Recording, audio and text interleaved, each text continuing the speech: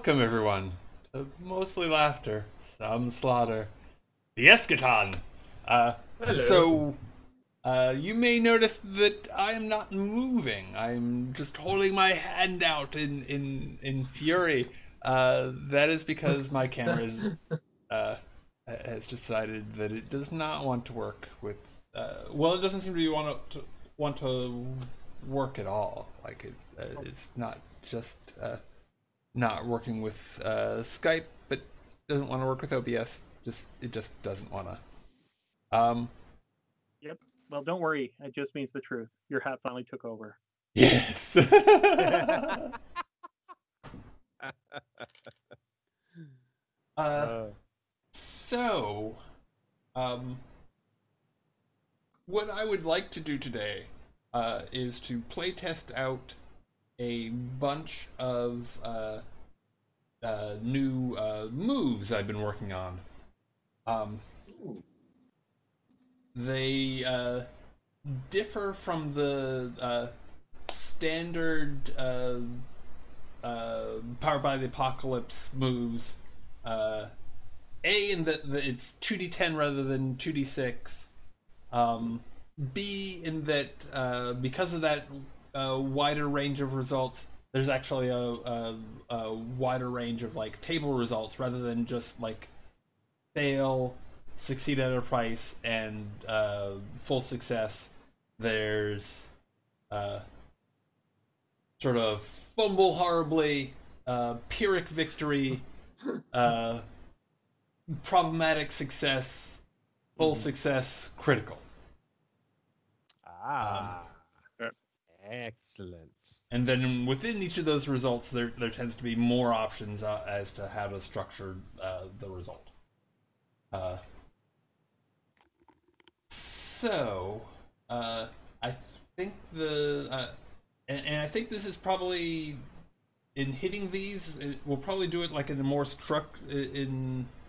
uh, a more structured on rails fashion than we did the test than we did the combat test last week. Mhm. Um,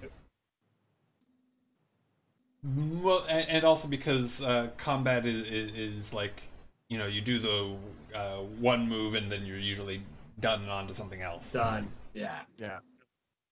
Um, so the first thing to do is to pick characters. I have three pre-gens made. Okay. And if you go to the journal tab, uh, Fake characters. uh, no, it should be at the top. Lovecraft, Spiral Gray, and Chair Kulvinder. Hang on. Okay. I want to be a Ah. chair. Everybody wants to be furniture. It's just the way of. Chairface Chippendale. Yep. That moon Well, had- no. By his picture or its picture, you can afford to be called Chair. You want to call me Chair? That's fine. Rip you to sunder. So the deal with each of them. Let me see. Starting with Lovecraft. In terms of looks, Lovecraft is interesting in that he's a octopus uplift. In terms of playbook, he's a activist, which is a new one that I haven't fully fleshed out, but I threw together enough for the playtesting today. I hope. Ooh, what kind of character sheet are you using here? Oh, it's It is a character sheet that I designed. Ooh, okay, yeah. See. Now you got my attention. A quick Okay. question. Uh-huh. Is it possible to go into somebody else's character sheet? And, You like, look should be able to look at all of them. All and three look of at those. the code? That's very nice. Oh, look at the code? Yeah. I don't know. We can talk about that's that trickier. offline. I can send you the code. I would appreciate that. Yeah, if you later on, obviously not now. Yeah. Yeah, I'd be happy to. Okay. Yeah, that'd be very cool to see the process he went through for that. Okay, but anyways, that's a different. Yeah, that's a different unfortunately, I've not like updated the sheet since I did major revisions. So all the nice buttons for rolling moves automatically, most of those won't work right because they'll roll 2d6 rather than 2d10. Okay, sounds good. That's not a problem. Can deal. Let me see. So, I mean, there's more I could say about Lovecraft, but other than that, it should be fairly straightforward. I mean, all those things like the surplus of political activism, the need, the org descriptors, those all do have mechanical meanings, but don't worry about it. Just like...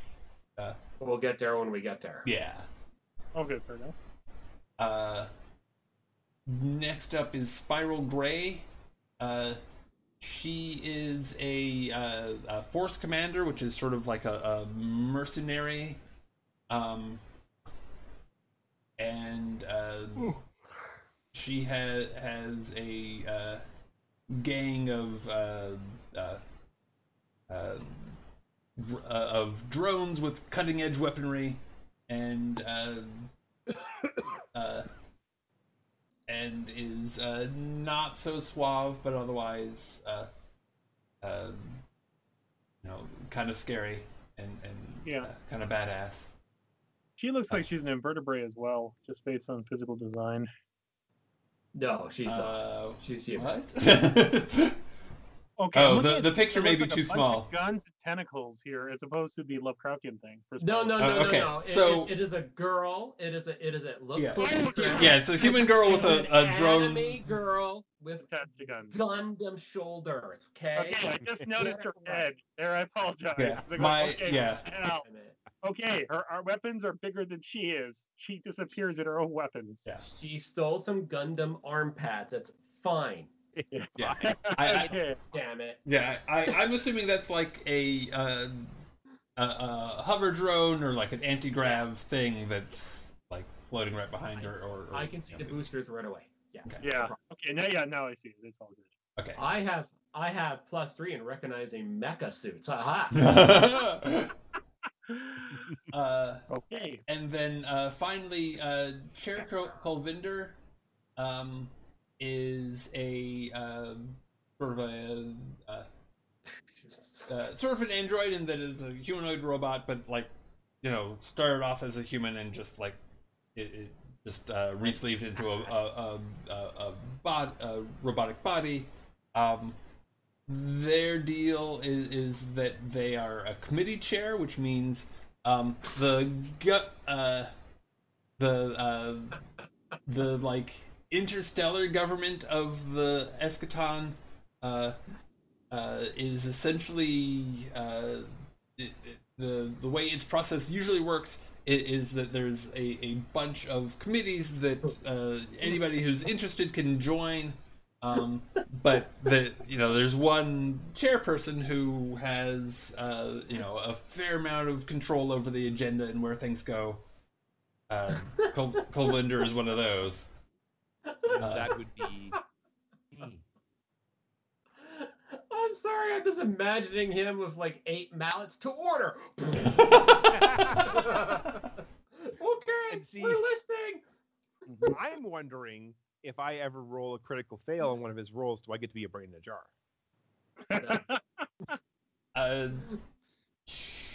You could. Don't say yes. Don't say yes. Well, it can really be a pleasure. I'm sorry. I want to be chair. Okay. You want to be chair? I'm assuming chair is his title. Title, yes. Okay, not his name. I do love the fact that it could also be his name. I mean, So- if you really want it to be his name, it can be, I suppose. I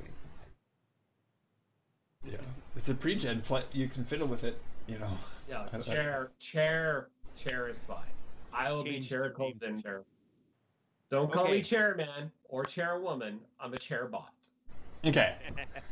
Sure, but Chairbot. Sounds like so ice Chris, Yo, Do you want to be the weird anime girl with giant guns, or do you want to be the weird octopus thing with a knife? When have I ever played anything remotely human except under duress? Okay, pass me Lovecraft. Oh yes. Okay. I am going to play a octopus activist, and I warn you now, expect a lot of invertebrate runs. Are Okay. you okay playing the anime girl, Joe? I'm okay playing the anime girl. Oh. I'm an anime girl in an anime world. My guns are giant. It doesn't matter what the rest of the song is. No. My guns are giant. I win. I'm actually having to Google some of the words on the character sheet, which I like. Mm-hmm. Revolution, industrial unit, or similar as a method for working capital society, gain control of economy, net control of society. Okay. Ooh. Or solidarity, direct action, direct. Ooh. Ooh. Mm-hmm. I assume the only challenge that applies is the one in the box, not all of them at the same time. That are underneath, that are based on the list. Yeah, So, no, the list is... absent-minded, addicted, anxious, autistic Yes. at the same time. Oh no, yeah, it's just the one in the box. Okay. That's just a list of suggested challenges. Okay. Oh man. I'm an anime girl with giant guns who's a mercenary and is also like a hardcore labor movement person. This is gonna be great. Yeah, I gotta copy and paste that so I can see it. Yeah, I'm seeing what that does. Sorry, I just copy and paste something just so I can see it because it's a little small in the box. And I screwed that up already. The naming. Okay. No worries. We will pretend it doesn't exist and it's not being sent out right now. Verify. It's all good, man. Call me Chair. Just don't call me Chippendale. Put it with a mahogany. Little wood? Yeah. You getting wood chair? Nope. Getting a little mahogany, a little lemony over there. Be Yeah. honest, it's okay. You can be honest with me. Yeah, well, I guess do it yourself. Okay. Names are applied. So. Oh my God. HOAA. Who do I belong to? The HOA. Holistic Organization of Amorous Association, is it? Amaranth. Amaranth, Autarchs. Autarchs. Yeah. And that is another thing that you can adjust if you want to have a. If you want to call the committee something else. No. This is fine, man. Okay. HOA is fine. We'll play it straight and see what breaks. Okay. So, normally, if we were starting this up, like, in the process of making characters, we'd sort of define the star system a bit. But, let's go ahead and, choose some bonds, just to have, some sort of connection going on. Well, that's probably not a bad idea. Okay. Let me see. How best to go about this? I think There's a... We can do it on the bottom on the main page here with the text box you left. Bonds. So, how did we do this last time? Okay. So okay. So before I had like a text version of the character of the playbook, so that you could just read on there for the bonds. But I think I'm gonna have to refer you guys to the sheet, which is So there it is. on There's Google bonds. Drive, Yes, I see that. there should be an Eschaton folder shared with you, and then I'll go see let if I can find me make sure that it's the. Let me yeah, throw and up make the sure. newest one. Yeah, and if necessary, you can share it in the Skype chat with us. Okay. You go to the drive, which is getting a little forward. Okay.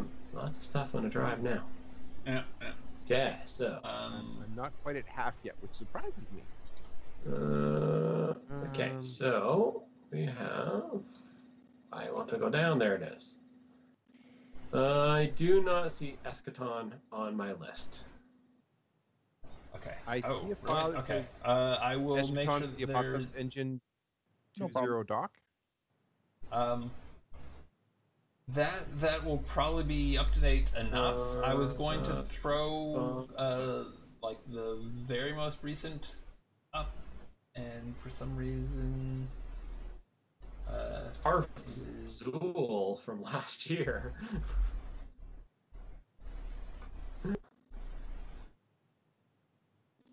it is not right there. I apologize for the delay. No, we're where not. is- Fine.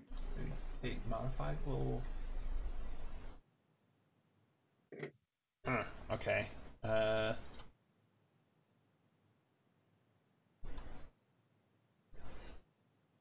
that's not where it should be.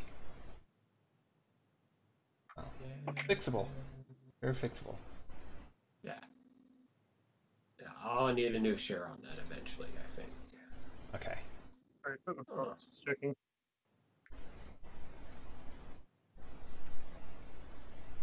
Okay. I've got that one. Let me know if we end up with an updated version. Yes. Okey-dokey.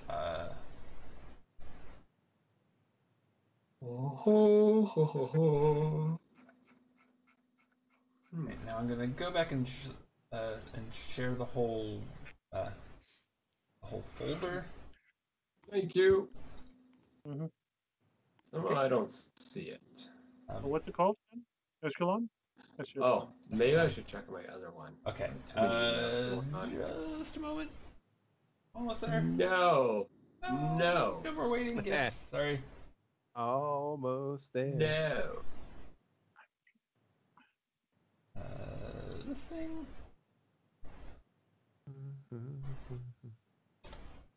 There. And then it's should be Eschaton for the Apocalypse 2.1. Got it. Hang on. My brain's still going. Ah, there it is. Aha. Copy. Okay. So the procedure for doing bonds. Let's. There we are. You're gonna have to walk me through it. I'm not Sure. seeing. Yeah, no problem at all. So let's start with Spiral Gray. So on the on that document, there should be a shortcut to go to Force Commander. If you scroll down to page 2, there should be a thing that will link you where you can link directly to the Force Commander, which should show up on page 26. Okay. So just to confirm, what document are we working off? Sorry. Eschaton for the Apocalypse Engine 2.1. 2.1. Awesome. Thank you. Okay. And then actually, starting on page 29 should be the bonds for the Force Commander. Now the bonds are similar from character to character, but each one had from playbook to playbook, but each one has like a unique one. Gotcha. Except for the activist, but that's okay. We'll just use a generic. No worries. Got a few plans. Okay. So, under bonds, it has like a thing starting with like another PC betrayed you. Their player tells you what they did. Whenever seeking vengeance makes things more complicated for you. Mark experience. Oh, I see. Yeah. I like it.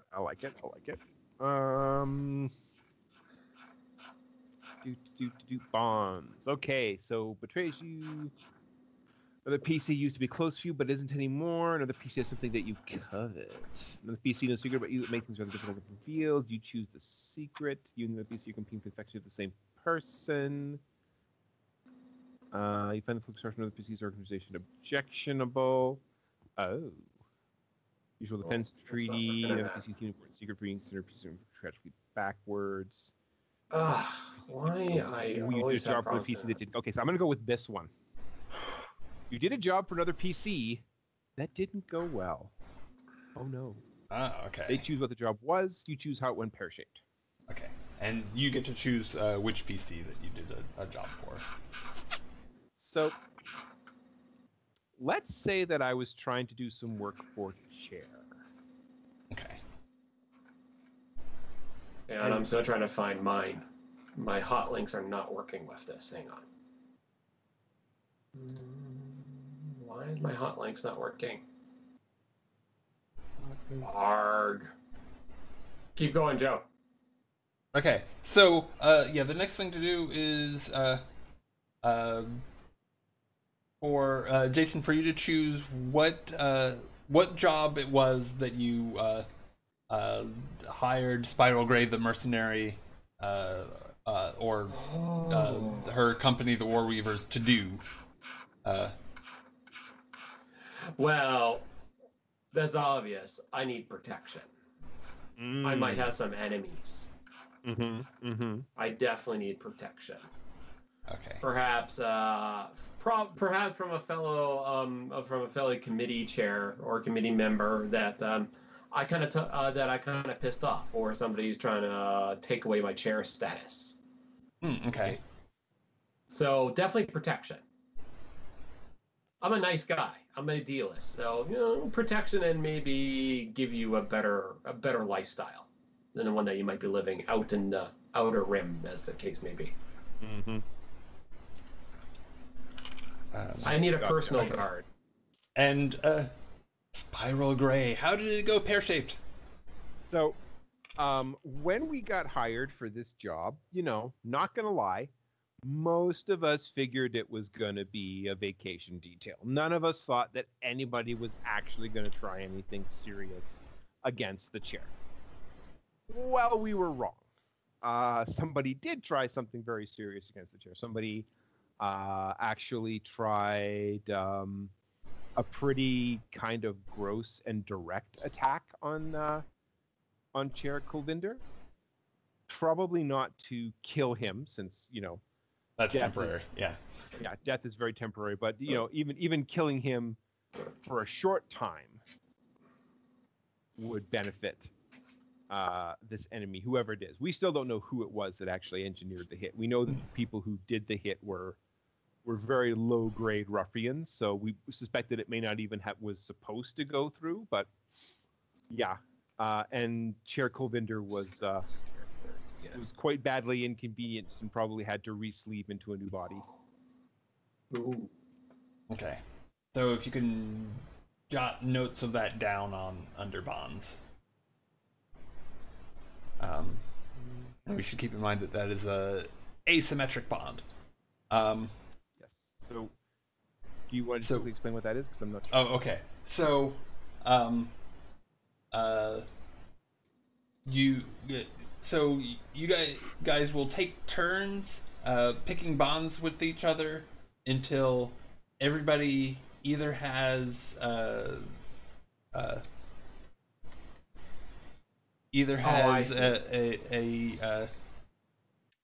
asymmetric bond that they initiated with everybody else, or each PC has a reciprocal bond, whether or not with each other PC, whether or not it was initiated by them or not. Gotcha. Okay, so I could have I gotta have 100 people having asymmetrical bonds with me. But I need to have asymmetrical or reciprocal bonds with everybody in the group before I'm done. Yep. I'm nodding. Gotcha. Okay.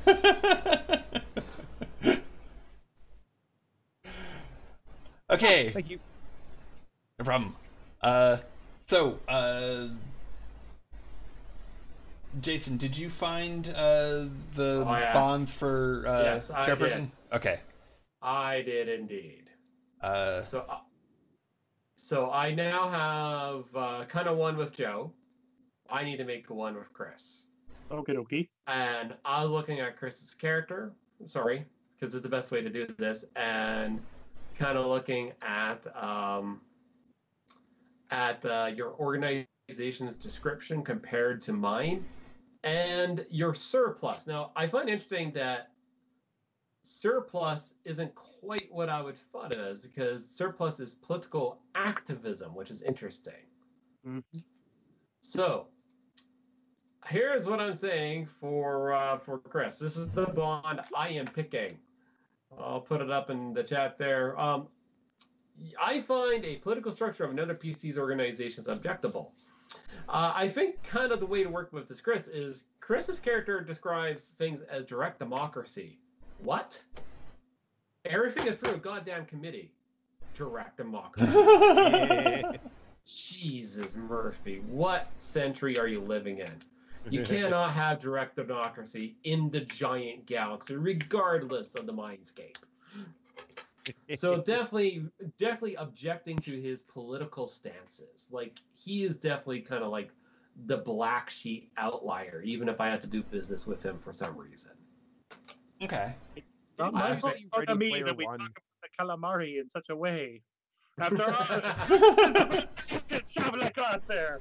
Yes, I figured out the voice. I think, kind of like if he's working for another organization, which I'm not sure of, that's kind of has a direct democracy, or the culture he comes from direct democracy, I think definitely trying to change it to more of a committee structure, or even like getting to the point where my committee will manage it is kind of where I want to go with that, if that makes sense. Okay. But, yeah. So I guess I should mention that generally with these committees, anybody who wants to join it can.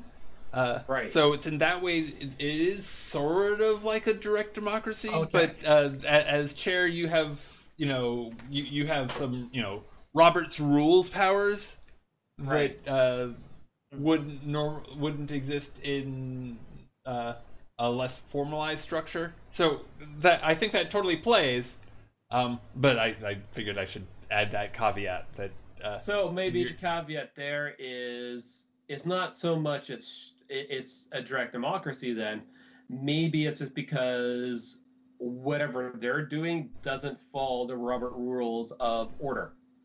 Sure. Yeah. And that needs to be done. Nature does not follow straight orders made by man. It must. See, Okay. there we go. That's what we're going for. Okay. Yes. Yeah. I mean, they are full on Lovecraft's organization is like full on anarcho-syndicalists. So they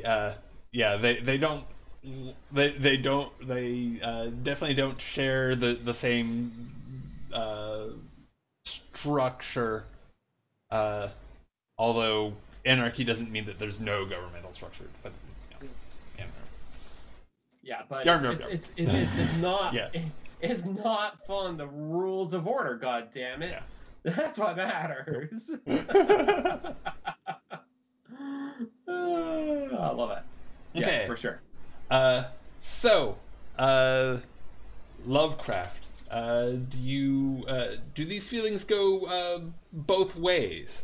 Yeah. Let's see. I am merely a figurehead of the people. When it comes to millions of our billions swarming all over, that swarm to be free. And yes, I will imitate a bad French accent, and I've already decided the organization who I'm basing my activist organization on, one of my favorite organizations of all time, the Carbonari. Only they happen to be called the Calamari in this case. They're a secret society of various cell systems in the dedication to free democracy everywhere. As a result, we have a bad habit of picketing the audience, creating small riots. We haven't actually put in any actual active points of participation as far as you know. Like, we're not a terrorist organization, but man, do the pamphlets come out of nowhere.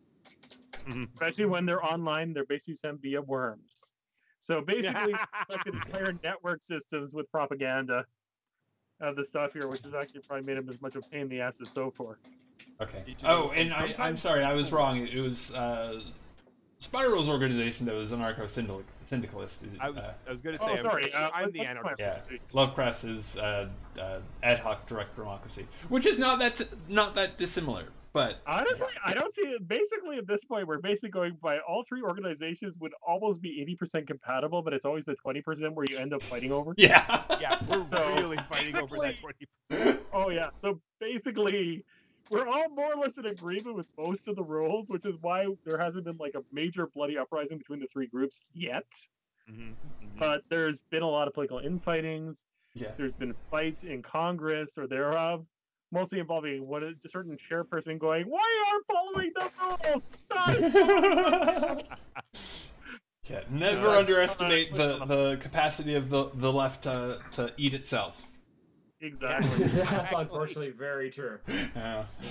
We are seeing that right now. So basically, we're going. Okay, so I'm going to basically treat it like a transmute. Basically, the equivalent of a cross between a organic virus organization, kind of like the security setups here. Combine it with a direct democracy situation. In short, I am socialism. So the question becomes, do you reciprocate the feelings that I have towards you, where you need to follow the rules that we have set, or do you not care at all? The that rules becomes kind of a question. Are only in need if it's required with a participation system for the needs of all sapiens, regardless of skeletal structure or not, to be free. So does that mean... do not believe that your things are the best things for the people. Okay, that's what we wanted to get to. Okay. So yeah, that is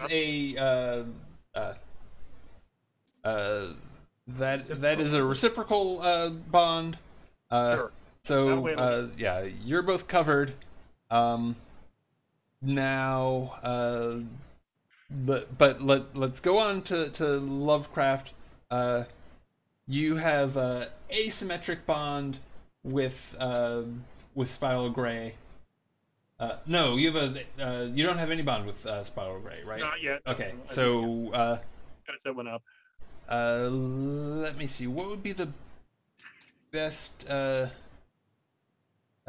sheet to choose from for picking your bonds? I think that. Well, what is the last one on committee chair?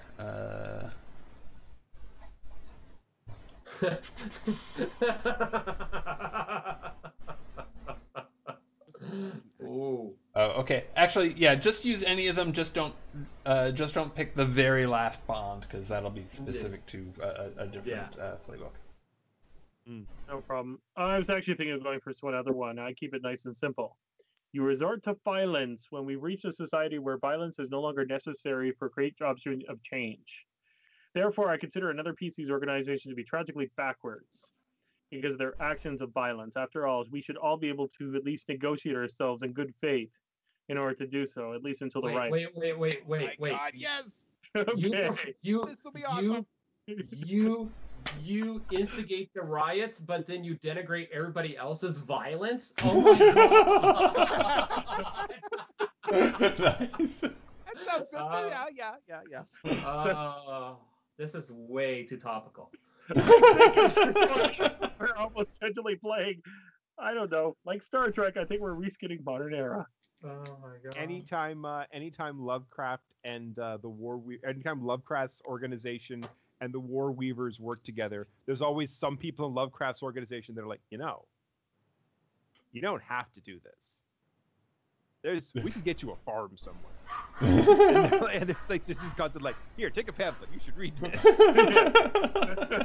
So like the giant being in the war mech suit. Thank you. I will read this. Oh my god. We're talking about the nature of sentient beings ever since we became transhuman and fled around the galaxy. Much like stardust, we are thousands upon thousands everywhere, and therefore screaming to be free in our communication abilities. We have vanquished all opponents with our ability to talk as one, and therefore everyone deserves a vote, except that guy. Except that. Do you ever not talk like you're giving a speech? That is the way of things. We must communicate. Be okay. Okay, Yeah. so Sure. Tell me when you're done okay. communicating. So does Spiral's organization feel the same way, same way about Lovecraft? No, actually, I think there's actually a lot of respect for Lovecraft's organization within the War Reavers. I think there's a lot of like, yeah, okay, we get what this guy is trying to do, and good luck to him. But it's going to be a long, long time before there's no call for our services. So, good luck to you, pal. Send me a space text when you want to get your ass pulled out of that black hole over there. Okay, thanks, bye. Nice. Okay, so be sure to jot down notes on that in the bond section of your character sheet, Lovecraft. Fair enough. And What I did was just I listed the bond in a type, and then I put the big text on the big box on the bottom for notes. Okay. Cool. Probably the best way to do that. Yeah. Okay.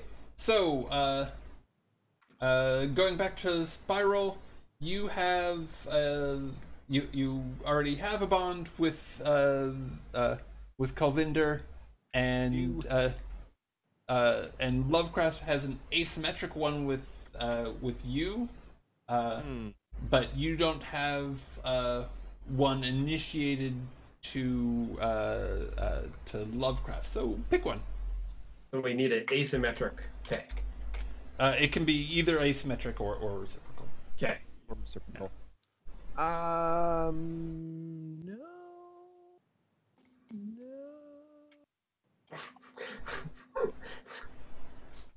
No. No. Okay, let's do this one. Uh-oh. Another PC has something that you covet. Yeah, I was looking at that It's one. asymmetrical. Looking for it. Oh, it doesn't matter. Another PC has something that you covet. Bond. Lovecraft. Has something. So me or Lovecraft? Lovecraft, because I already got a bond with you. Okay. Now. Holdings. So. Okay. You pick what the thing is, and their player tells you why they're not inclined to give it. Exactly. Now, question. I'm looking under my holdings for Spiral Gray, and one of the things that it says is Cameline for all. Yes. What is Cameline? That's like an elven cloak. It's a cloak that like looks like whatever the cloak of invisibility sort of, or yeah. Camouflage. Yeah. High-tech camouflage. Okay. So. And by for all, I mean that your whole organization has one. For everybody. Ah, that makes sense. Camouflage for the entire universe. I support this position, being a creature that allows himself to naturally camouflage. That's terrible. Yeah, but can you camouflage in space? We can. Well, it's funny you should mention that. And then I step into the shadows and disappear. The question for you, Joe, is what do you covet from Chris? Yeah, because here's the thing. So does that mean we don't have like the cornucopia units? Does that mean that we are actually having to work for a living? You don't have to work for a living. Like certainly you can get food and shelter, no problem, and you know, fair access to all sorts of luxuries. But if you want extra special stuff, well, then you need to build up some woofy, which is sort of the reputation system that is used instead of money.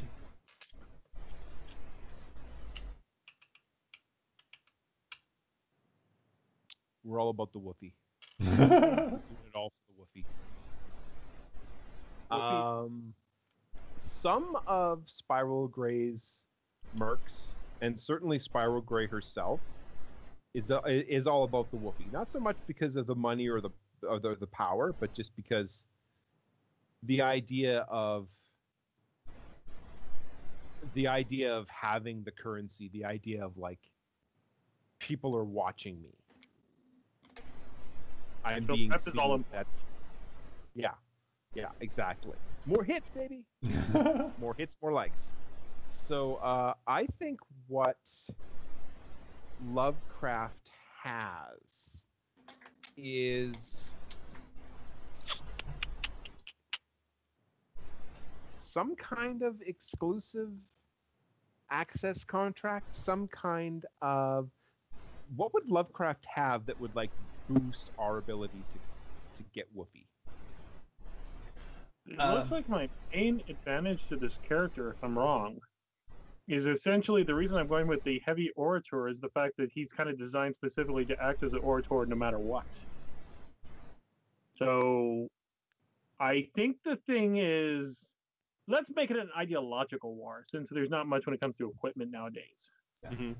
Although You need to concede on we need to fight in a specific situation here, and I keep going, hell no. Yes. Sorry, Brad, you were going to say something? Oh, I was going to point out that if you did want to go down the equipment path of a thing that you covet rather than like something more ideological, Lovecraft does have a self-replicating cornucopia machine. He could like give you one, wouldn't cost him a thing, and then you would have one. But then you use it for violence, so we can't have that. Yeah. Yes. You'll take our plowshare and turn it into a sword. Yes.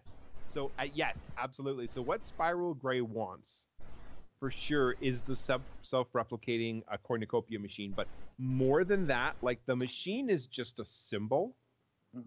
What she wants is the admission from Lovecraft that yes, and there's probably going to be like a specific area of conflict that Lovecraft's influence would get Spiral Grey the mercenary contract, but Lovecraft is like is no, we will come to a conclusion peacefully. So that's cool. So it's a physical object, the self-replicating cornucopia machine, but it is also it represents the admission that yes, we do actually need you to go and fight this war for us. Okay, cool. And seeing as you tried to trick us a while back into it, and I have the spiteful disadvantage, that's the one major reason we kind of have a little bit of rubbing of feathers here.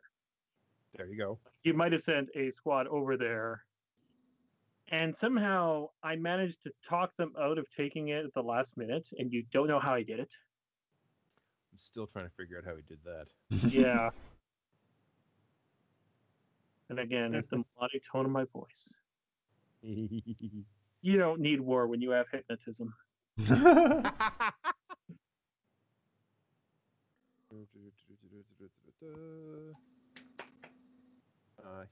is... Okay. So, let me see. Now, Kalvinder already has a, oh, let me... I got one with Lovecraft. Okay. Mm-hmm.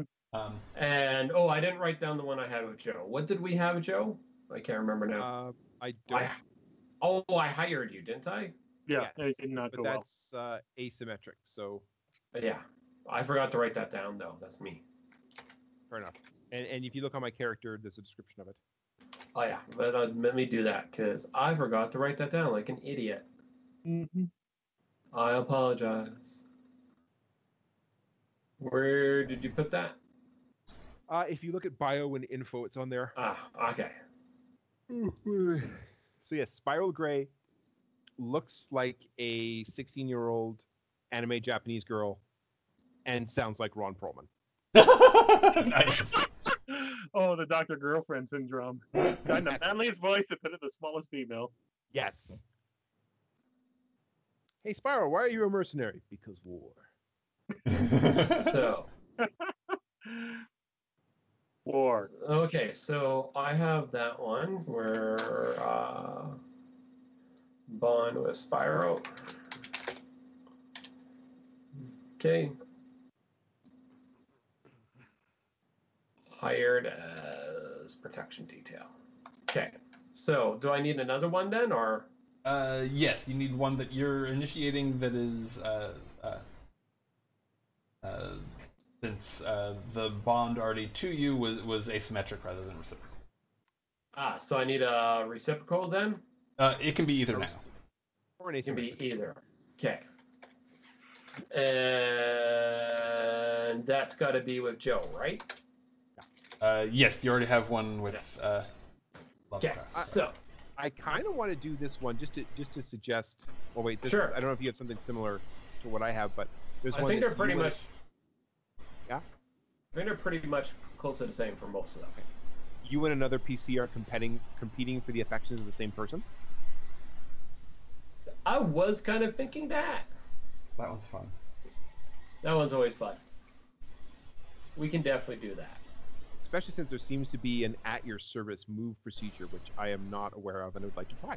Okay. Sure. Let's do that. Want to do that? Okay. Their player defines a relationship. You say how it ended. So, the other PC used to be close to you. Well, it says PC though. So, wait, are we lovers? Wait, I don't want to say that. Can we edit that out? No. Well, okay. So it it could be ex-lovers, but you could have been just friends. It's up to you. We used to be best friends. I'm looking at the one where Although- you and I are competing for somebody else. Oh, okay. Oh, Yeah. I thought the wrong That's one. when I was- Sorry. Yeah. I mean, if you picked the used to be close to you, actually, Joe would pick what the relationship was, and then you say how it ended. Oh, okay, sorry, I was looking at the wrong one. Okay, so you and another piece are competing for affection of the same person. Use at your service move procedure to generate details about them. Oh, the other PC picks first. When the attempts at romance makes things more complicated for you, mark experience. Okay, yes, let's go with that one. That one? Okay. Absolutely, Okay. that sounds fun. Because now we get to roll on something. We don't actually roll, but we get to pick cool stuff. Cool. Okay, so let me see. It says the other PC gets to pick first. Is that It does, yep. okay? Yeah. Okay, so if you scroll down through the handouts, or actually below the handout folder, there's a folder called support moves. In the support moves folder, there's a move called at your service. Support. Approximately what page ish? In Roll20. Oh, I mean, it's also I mean, it's also on the sheet, but it's easier to find in Roll20. support moves. At your service. So where was that again? Sorry. Support moves, asset moves. Support moves at your service. At your service. Are you being served? Okay. When you're not using yes. Okay. So you get to go first, I think, Joe. Correct? I believe I do. So Yes. you get to pick a trait. That can be either that could be one of the appearance traits. It could be a vocal trait. It could be a personality trait, belief trait. Yeah. Oh my god. Was Looking refreshingly at canon alien races. You know what? You should steal like one of our previous races and create a complex situation with them.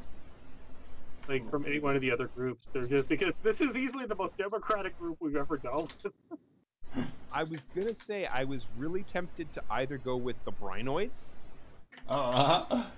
or the race that I created during another playtest, which was like they were Bioborgs. They were like Well, yes, they were the they culture had a people. symbiote. What was that? The culture people. The culture people. Yeah, they were the ones that had like really they had strong control over their mitochondria, and that gave them weird funky powers. But anyway, Would you call it midichlorians? Sorry. I would call it midi-chlorines. Sorry. They have control over their midi-chlorines. That was uncalled for. I apologize to the world. And whether you're a fan of Paradise Parasite Eve or not. Yeah, exactly. I choose. I reject your reality and substitute my own. Let's go with. I'm gonna choose a race. I'm going to say that whoever we are interacting with is a Brinoid. Oh my god. He was Okay. a desk man who was a sanitation engineer. Okay. So do they look like a Brinoid, and that's like an appearance trait? Yes, let's do that. So appearance trait, 7 foot, 6 limbed, orange skinned, fish looking alien. Okay. And there's no way in hell, because of one of the first games we ever played there, there's no way in hell that Artie and Mike aren't running around this galaxy trying to have misadventures with every single one of these cultures. Absolutely. Yeah. There are fledgling cultures that are still in the Stone Age that have stone carvings and stone paintings that are very obviously a OCD trash bot. Oh, Race wizard. 2001, the year they got planned. it is a good thing I'm playing a peaceful person because I just had an amazing plot line I want to do, but I will not go that route. Anyway. So, Okay. So Not Chair Kalvinder, pick a trait. Personality trait? Any kind of trait. Any type trait. Well, Any of the I mean, there's a bunch of suggested ones you can go off script. I definitely want to go with. Ooh. Yes. I definitely want to go with debauched as personality type. Ooh, I like it. Fun. Okay. Always fun to be a little debauched because, constantly high on something. Crayfish on crack. Call it that. Okay. No, something hot, on something that is always unidentifiable. Okay. Lovecraft. Pick a trait. Ooh, I'll get to play. Yep.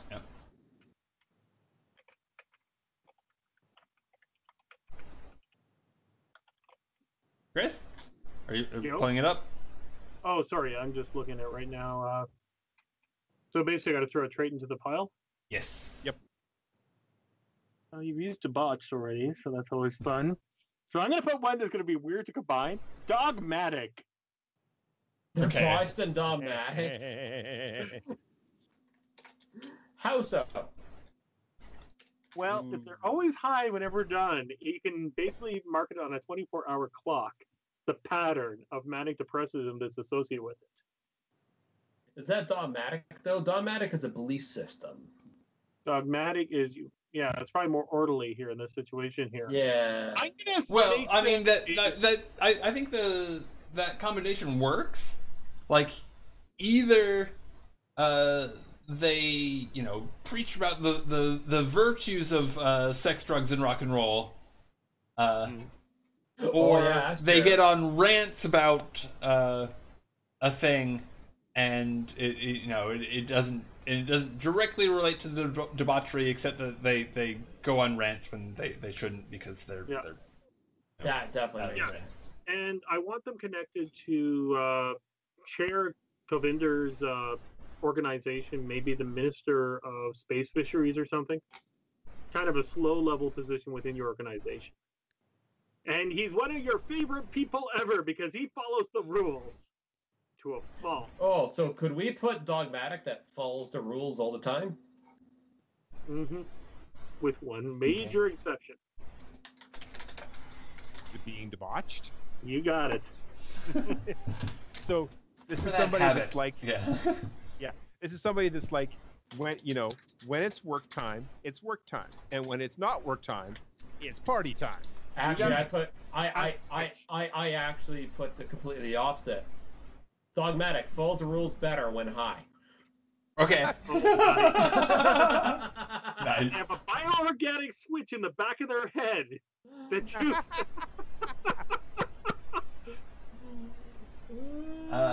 Make it high, suddenly nothing else. And I'm gonna add a vocal trait. Oh dear. I think it's just slow.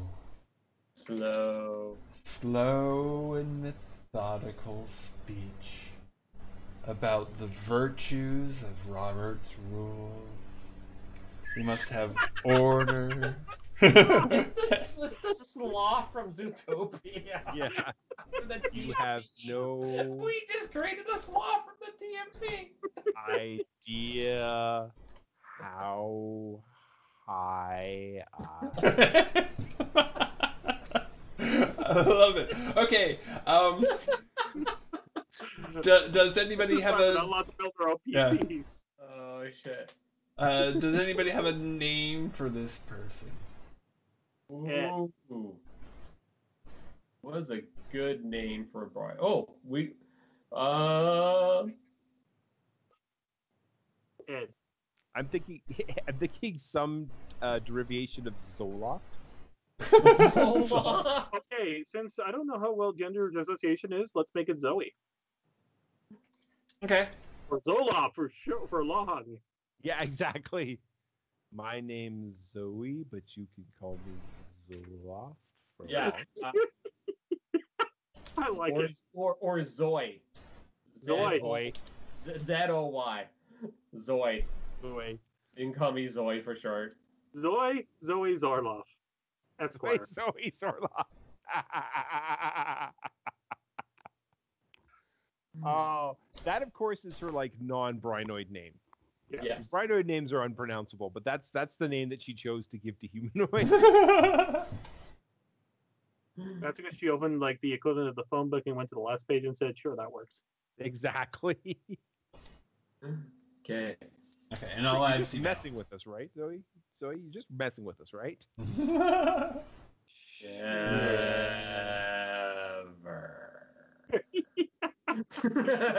Okay, we have the NPC of the month. Yes, I think we do. Okay, so I think bonds are complete. I think everybody has one to everybody else, whether it's one they initiated or a. Yeah. Okay. So, so character creation is complete. Normally, I would do a thing about setting up the some big bad and personal. Yeah, let's go ahead and do those. Hopefully, it shouldn't take too long. Okay, so. Big bad. Okay, so the main enemy or sort of the shared conflict can be either can either be just like PvP, like you know, not what, in addition to whatever disagreements you all have from bonds, your organizations are, you know, are not likely to get along, and there'll be conflict. Be conflict there, or a corporation that's coming in and trying to take power in the system, or incursion by lords of the Elder Dark, which are Lovecraftian horrors. That is a racist comment, my lovey.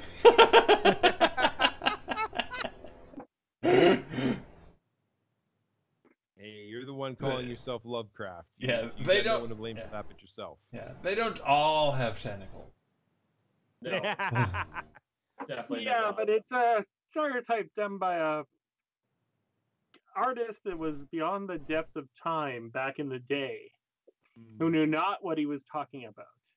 I like to think we evolved since then to be for a better tomorrow. Yeah, we should definitely do Lovecraftian horrors.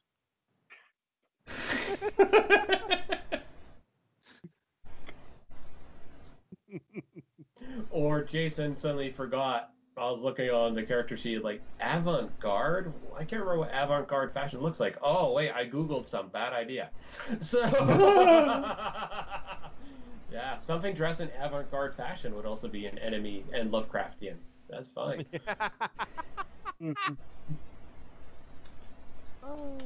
I think that my organization is like there would be no point to my organization being opposed to the other two, since they're basically, you know, they're some of my employers. Sure. Yeah. Okay. Unfortunately, here's the thing I see. We're gonna need an external force to really rub the feathers the wrong way with these groups, because they're kind of almost. Oh no!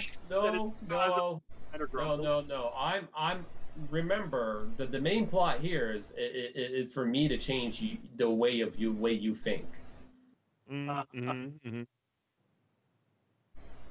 Oh, good lord. We must put in the proper rules of order for your strange and weird direct democracy. That's all there is to it.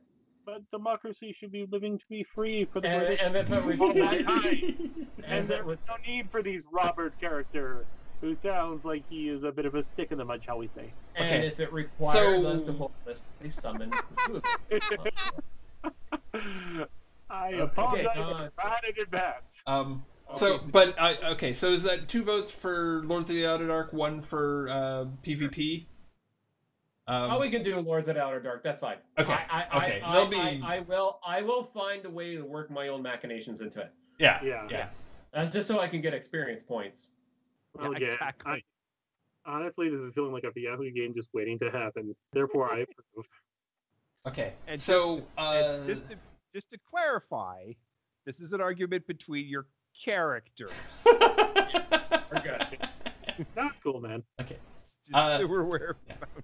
Okay. Since Jason Under handouts, the handouts folder, Yes. There's a handout called Play Start. Yes. Okay, so that has the whole common threat. Okay. Each of you should also pick 2 personal scenarios, 2 things that you're engaged in or dealing with, Yeah. Well. and let me know what they are. And Okay, I already have mine. Are we? Since we are drawing on other people, you remember my previous Star Trek-like organization with uplifted dogs and all that? Well, I need to liberate the barbaric worlds and their stupid rules of hard lines authoritarianism while we still can. After all, they are enslaving each other for the needs of mere financial restraint, which we should have evolved long since past, since all of our needs can be met quite easily. Okay. Cool. Okay. Yeah. Okay, so liberate the barbaric Space United Planets, or what? Yeah, What are they called? I can't remember. Let me take a look. It's been a while. Or just make up a name for them. I will say, I know it was Captain, what's this? I'll say the United Planets of Freedom, just to make it easy. Mhm. And if we remember the name, I will figure it out later. In the meantime, we'll just see where it leads. Okay. So I'll just put liberate the barbaric UPF. Mhm. These are good, Brad. I'm gonna steal some of this stuff. This is really good. I like this. Oh, thank you. I like the design that it's a design of like, yeah, you're individual people, but you have a whole organization that you need to be concerned with as a player, if not a character. So yes, you have this thing going on in the world, and you have these bonds with each other, but you also have all this other stuff happening. So, yeah. So, Chris, does your organization have a name? Yes. Or are you guys, Oh, yeah, or you yeah. guys too, or are you too democratic to have a name? Well, we kind of went for a play on words in this case because our original founder was a series of bioengineered invertebrates. What's your name? I don't need the background. What's your name? I'm sorry? What is it? Calamari. Oh, yes. Okay, you have mentioned. So But- be but- sure to but- jot but- that down on Yeah. the character sheet where it Organization says, in place. Yeah. Where it says organization, so I know what it is when I write up my personal thing.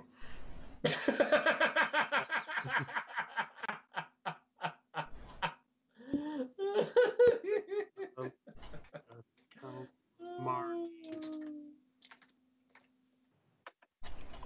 Okay, and Did it write itself in? Let's find some.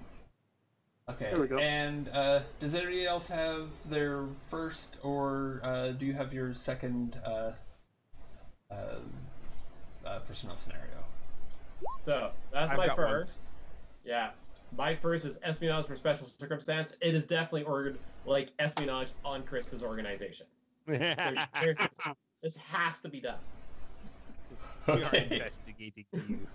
You choose which. So I think because we're going with that, looking for signs of the Lords of the Outer Darkness in his organization. Because That there's is racist. that is not- Oh, it's the octopus people that are being infiltrated by the Dark Lords. Oh. Well, it explains why they're so chaotic for. I mean, seriously, it's not their fault, per se. Not our fault, I say, sir.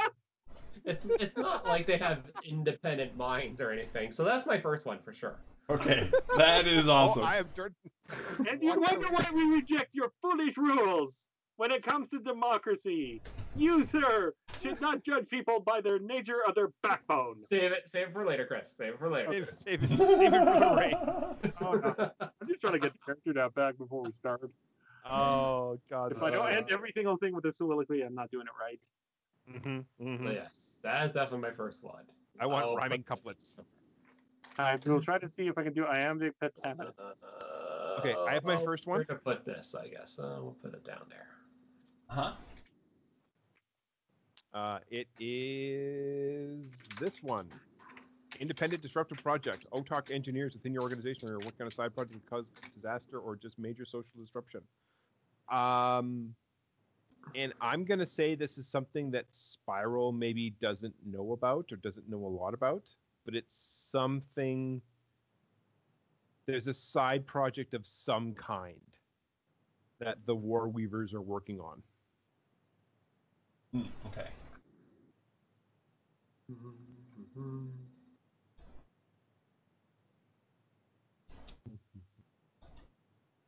And I have my second one as well. Uh-huh. And I kind of want to tie this to one of the bonds, if that's okay. That's probably awesome. Uplift a new animal species. You're in the process of giving sentience to animal species you've already access to. The reason why there is an animal species, and I don't know how, like I don't know at what level of development they stop being animals. but there's a very warlike, aggressive animal species that the War Weavers discovered a while ago, and they want to uplift because they want to see what happens. Mm-hmm. You know what happens when you uplift these and that's why they want the cornucopia device, because that's going to give them everything they need to help uplift the species. Okay. But that is going to be in direct conflict with Lovecraft's organization because of their, you know, pro-hawk individual democracy, and because of Lovecraft's ideas about everybody having a say and you know, non-violence as opposed to violence. That's the thing that we're arguing about. That's the ideological issue that his organization, my organization, are arguing about. Okay, now the question is, what sort of uplift species do you want? Do you want to pick a human animal, you know, an Earth analog animal? Or do you want to go for something even weirder, like, say, a bunch of aggressive gas giant helium-like creatures that are circling around like a Saturn-like planet? Ooh, I'm thinking either the gaseous creatures, Yes. or dinosaurs. Go with T-Rexes. Or Raptors. Go with T-Rexes. I was not quite the same. I think we're gonna go with a dinosaur. They're a strange sort of lizard, bird. Okay, so they're not like T-Rexes. But they're a different sort of dinosaur. Yeah, exactly. Okay, so are they sort of like pteranodons or different? I'm gonna say. I don't know. I don't know dinosaurs that well. I'm shocked to admit that. No worries, man. I do. I'm thinking the smaller ones. I'm thinking the Compies? Compies. Flying compies? Yep. Ooh, yes. Okay. Yeah, that makes Let's sense. do that. And I'm gonna throw something in there if it's okay by you. They just discovered fire. Ooh. Yes. If I get that unlimited cornucopia machine, with the unlimited cornucopia machine and my advanced camouflage technology, we can go down there and influence them just enough to make that leap. Yeah, and you do realize you've set up another one of our next campaigns. We have to do essentially Quest for Fire with dinosaurs. Oh well. Chris, could you again adjust your camera back down now that you're sitting? Perfect. Yeah. Awesome. So, do I need a second one? Yeah. Yes, please. Okay, so I'm not sure how many of these things we want to all link up. The temptation to link this all up is amazing. Yeah, that might actually help with the synergy. I think, given that it's a one-shot, linking yeah. might be better, but it doesn't. Okay. It really doesn't need to. Like it can, you can have all these other directions that are unresolved. We're just okay. So I think definitely. Which way I want to go with this? I think. I think upon the uplifting of an animal, I think there's two ways to go of this. Either A, of course, espionage again, or B, or B, to make sure we have a correct balance in the universe, how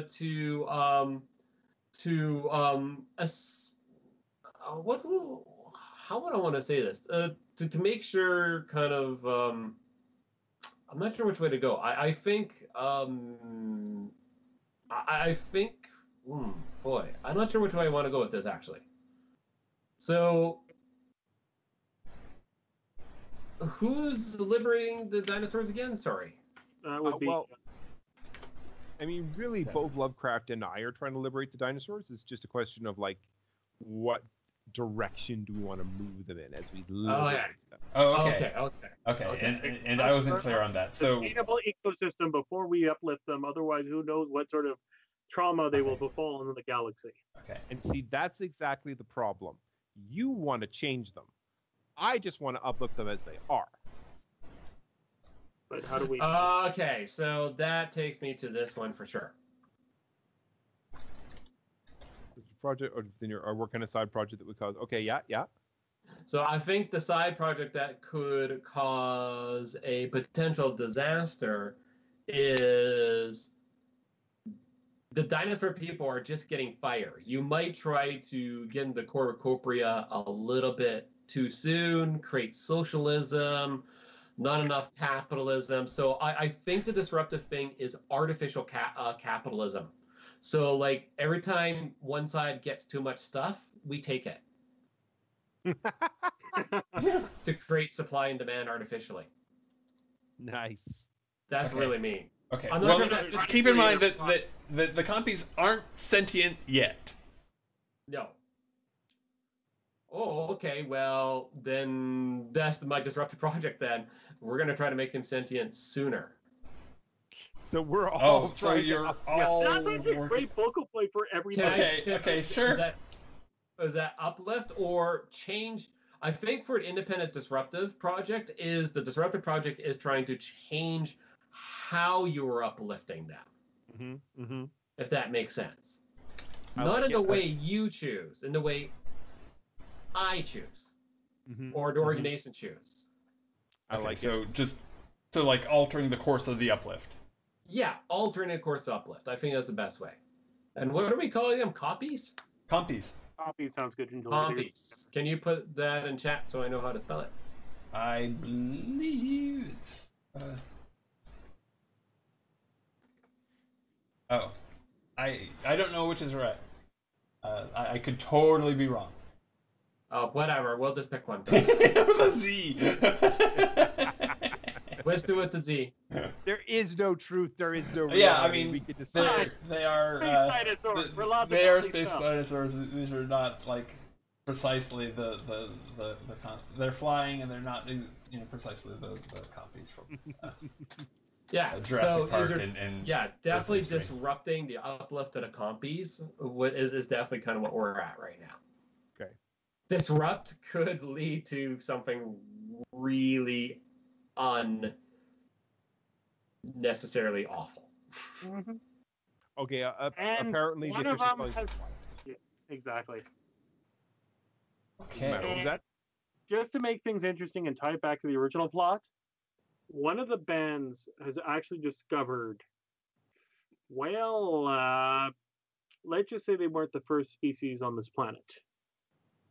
They discovered a polymont type species that was invertebrate, but not based on, say, conventional, invertebrates of Earth species. That seemed to have existed about 1 million years before they did. They're not, they don't really know it in this situation here, but it looks like there is some slight traces of, well, some sort of amorphous beings that may or may not have herded the original ancestors to get them this far. I'm not heavily from the Mountains of Madness, not at all. This is Okay. awesome. I'm gonna make a note of that. So the uplift may actually be a 4-way sprawl. All of these evil creatures from beyond the darkness that are coming to conquer the galaxy. And we're like, okay, yeah. I'm sure that's important, but I've got some dinosaurs that I need to fuck with. Okay, can you just come back in a couple of eons? Okay, just so I'm clear, this prehistoric species is an ancestor of the compies, or just like on that same planet, and I guess they're of the original species, but they've been extinct for about quite a few years. So there's archaeological digs on this planet of Lovecraftian nature. Okay. So basically, compies may have gotten here indirectly through an evolution through some dark energies from beyond time and space. As well, what happens when you have Lovecraftian elements? Yeah. Or the oncoming storm of the outer Lords of Darkness might disrupt it in the wrong way. Exactly. The best of intentions, especially when factionalized, may cause things to go even worse. And also on a random mountain, there's a picture of a British telephone box somewhere. Nobody knows why. Okay, got it. So uh, Eschaton has like a specific structure to it that is Yes, we got to do that that. yeah, it's a little bit different than like the more freeform Yeah. setup that most RPGs have. Um, Specifically, um, there's a focus PC for each scene who sort of uh, sets the scene and is the only one who can do prolonged moves, which are ones that like tend to take a period of time and have a more dramatic effect. They're like almost all the organization moves are prolonged moves, but there's also uh, long-term project, which falls under that descriptor. Um, and so each time you are the focus PC, it generally will behoove you to, in addition to any other moves you do, choose uh, a prolonged move to finish with, and then after that scene, uh, I as the MC will get to do one or two mean moves to either like cause new problems or stuff. Okay. Yeah. So putting a structure to the narrative. I like Yeah, that. yeah. Yeah. So it's sort of like instead of an action economy, there's a scene economy. Yeah, I like that. Mhm. We'll see how that goes, and you will help lead us through how to use our moves properly. I'm sure. Absolutely. Awesome. Okay, so who would like to uh, uh, sort of craft the first scene, the first focus? I think if we're going for this narrative, it's got to be Spiral. Yeah, I'm definitely taking last, since I am definitely the shit kicker. Yeah. Okay. I am absolutely playing a shit kicker at this point. And actually, that makes sense because I'm the one that's had the least amount of experience with this. So we'll start with me. That makes sense. Okay. Mhm. Plus, narratively, it makes sense. We got the dinosaurs, which have now become the focal point of everything else in the game. I don't seek the spotlight, not at all. So as we start, where do you think Spiral is most likely to be?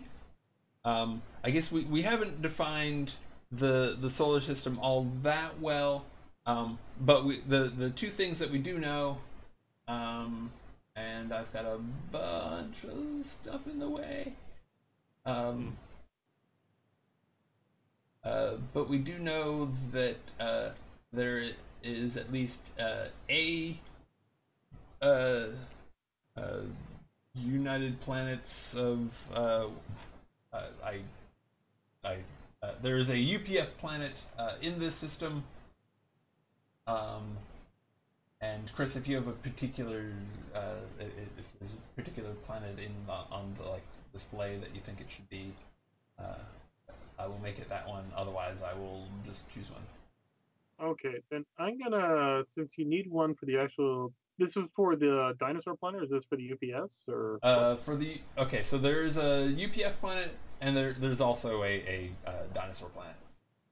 Okay, then I think we should pick the ones that are in concentric orbit of each other to be the two ones, just to tighten up the field a little bit. Okay. All right. So one is the primitive planet, and the other is the actual extension planet, because that way it allows. It's a relative recent discovery. Mm-hmm. Because there was actually a transmutation due to somebody building a space bridge, and this was a handy dandy side effect that it actually interdimensionally transported another planet that has small dinosaurs on it. Is there a particular thing you want to call the UPF planet? Good question. I don't think I have anything on top of my head, but let me think. I'm gonna call it Endoria unless somebody comes up with a better name. Sounds good. Sounds good to me. It's for me. All right. That should probably be larger, but whatever. Andoria. I'm gonna fiddle with that, but before I do, is there anything in particular you want to call the Compy's planet? Tatooine. How's that spelled? Tat. T-A-T. Yeah. And what's the rest, Joe? Tat 3. Tatooine. Tatooine. Tatooine. Een. E? E. E. Okay, so It's like Tatooine, but one better. okay. Oh. I'm sorry. Right. Obviously, I'm the tired one. Okay. That was the worst thing ever. Is that okay? Tatooine. That's hard to I like read, Tatooine. so I'm going to make it larger. But is that spelling what you had in mind? Close or- enough. I like that actually. Yeah. Okay. Yeah. Tatooine. Here, let's Bump see. this up to 22. That's okay. That's not too bad. I'm going to put it on top. Okay. There. Let's see what else it comes up. Okay. So, are you on Tatooine, going about the uplift, or are you? And there's probably yet another planet that is just sort of like a very close to a core world of the Eschaton. I think what's happened is Spiral is just coming back into the galaxy. She's been away. They had a contract elsewhere, and they just finished up that contract. So now they're on. So now she and her team are on their way back, while the rest of the War Weavers are. Okay. camped So are out in the you area. okay? So are you coming back through getting a ride on a starship, or are you just are you stepping through a gate, a wormhole gate? I think we'd be going through Wormhole Gate. Okay. So Maybe- okay. So that's probably stepping through to like the core world rather than directly to Tatooine. Yeah, exactly. Okay. I'm thinking that green one is probably a good one to. Yeah. This is the most likely. Anybody have a thing that they think it should definitely be called?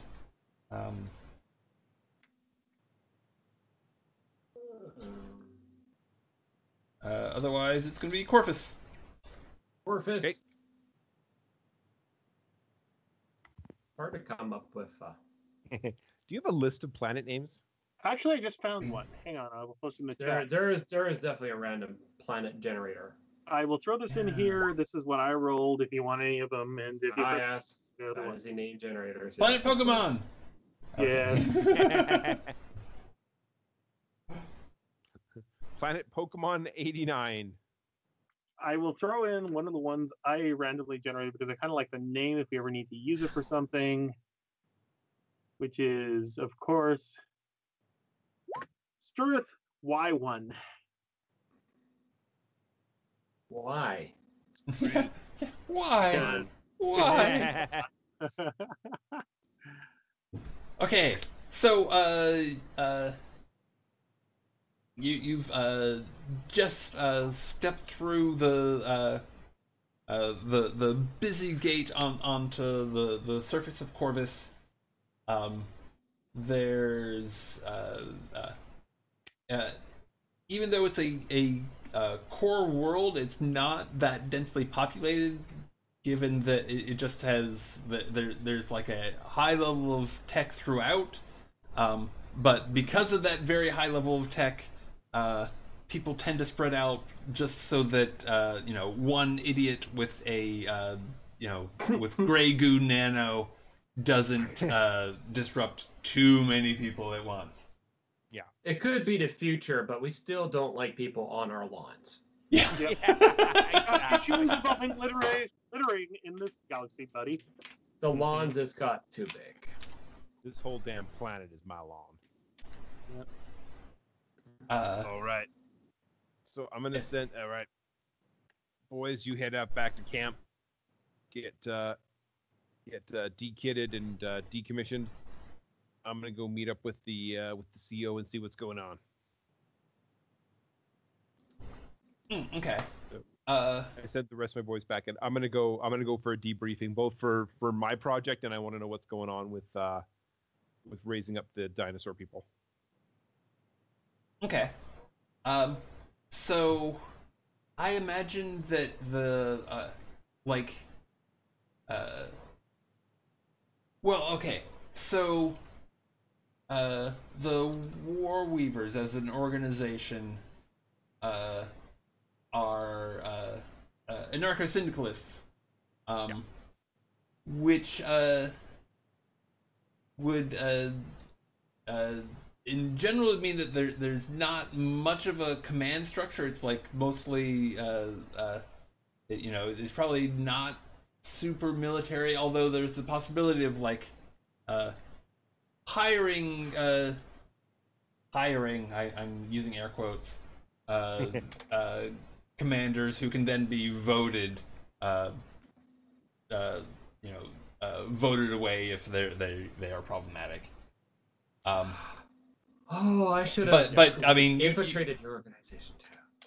There's opportunity to do that. Yeah. You should have infiltrators for both organizations. That way, it breaks connective tissue. Eventually, yes. Okay. Keep going. Sorry. Don't worry. Okay. It's happening. Yeah. Sorry. We're interrupting. We apologize. Oh no worries. So what you tell me? What is the nature of this CO? Are they like a compatriot? Are they hired to be commander, or is it you just like to call them that, but really everybody has equal say, and you like to set them up as the CO for political reasons? Or there's fun. Definitely a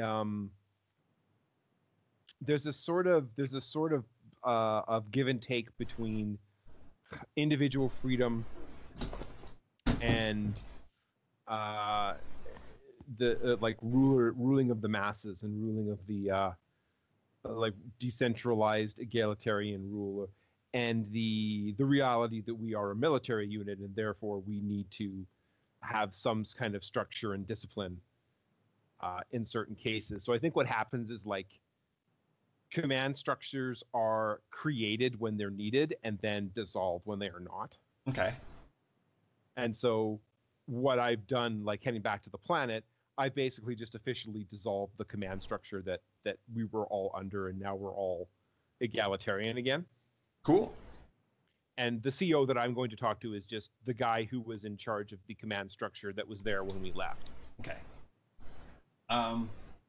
So there's the opportunity to activate the at your service move here if somebody wants to play the CO, or I can just like do something off the cuff, whichever is preferred. I could try. Let's give it a shot and see what happens. Okay, so how does this go down for them? I don't do any moves, though, right? No.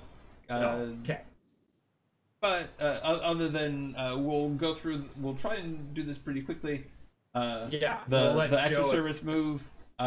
So Joe, you can go ahead and like pick the first trait for the CO. Yep. Crap, where was that? And I had a No, at your service. The first trait is going to be ambitious. One of the reasons why this guy keeps ending up being like a CO in the command structure is because he or they or she definitely enjoy achieving. Okay. I'm going to open up a new doc for this so I don't get too confused. Okay, and so actually, what I'm going to do is... Ambitious. Okay. Okay. And, so... yeah, go ahead and pick something, Jason. Well, definitely. I think, again, I don't think we need to go too complicated here for this one. So, ambitious, and I definitely... so what would you say is the primary trait or of his kind of his company, Joe? What do you think? How do you mean? Is it like well organized, or is it kind of like a free-flowing thing? Is it more or less like yours? Is kind of like what we're kind of getting at. Well, it is part of the same organization, right? Yeah. Right. Okay. So ambitious, and let's say because that's kind of things I think being ambitious and I hate to say it, being a little sexist as well. Sorry. Okay. Slightly. But sexist, let's say, instead of sexist, let's say, very old school. Okay. So rather than something that you might find the Eschaton, it is something like you'd find from like the 1800s. Okay. So, question. Like a robber baron almost. Yeah. Actually, I was thinking from anywhere from 1 to Vogon. Yeah. I don't think quite at the Vogon level, but... Yeah, Not well, quite. yeah. Chris, do you want to pick a trait? Sure. Sorry, I'm kind of losing my train of thought. Please repeat. Oh, from the at your service move under support moves, just pick any trait. We're just quickly making a CO for a very quick one, so very quick. Okay, so under the CEO, just grab a trait.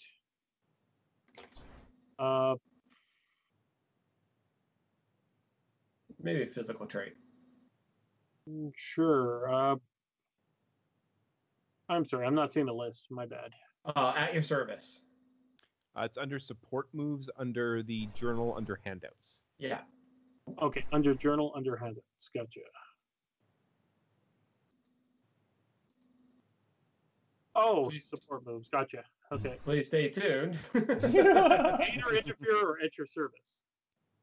At your service. So, at your service. We're just picking. We're just pick a trait from the top of your head for his CEO, Chris.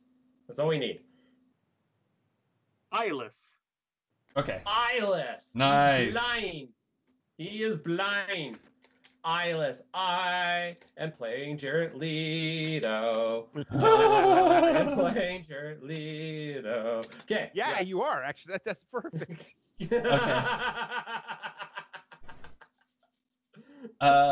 Well, okay. So can you do a Jared Leto voice? I don't know. I can just kind of do a slow, methodical voice, but that's okay. It's fine. He was never very angry in that movie. I can't do voices. This is okay. That's fine. I won't do a vocal trait. This is unless we make him childish, then we can go like, "Hi, I'm Jared Leto." I can't even do that one. No. I am a voiceless person. I can do one voice. It is my own. Okay. Now, I'm just gonna go with he's a well. Okay, I think we chose male, but I'm gonna go with incessant fidgeter. Like does stuff with his hands and touches his face a lot. Fidgeter, yes. He has a fidget spinner. Okay. I can do I can kind of sort of do a Southern drawl, but I don't want the Americans to be really angry with me. I would like to hear Everybody- that sometime, but we should go ahead. I don't know. Okay. We can just kind of get into it. Okay. It's fine. And so for a name, unless somebody else has a name that they want, given what I'm seeing so far, that they're going to be named Beauregard. Beauregard? Sure. I like it. Beauregard Jones.